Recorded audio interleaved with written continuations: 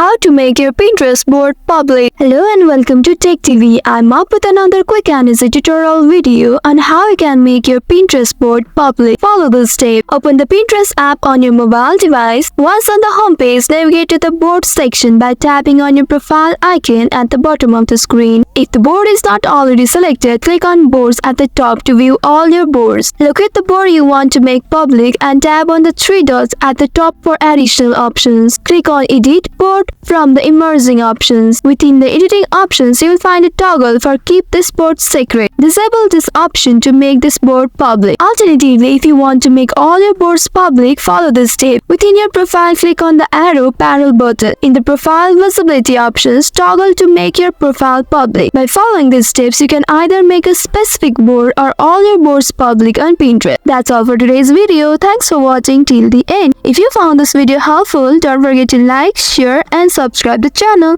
Also hit that bell icon to get notifications on more such helpful tutorials. See you in next video. Stay connected.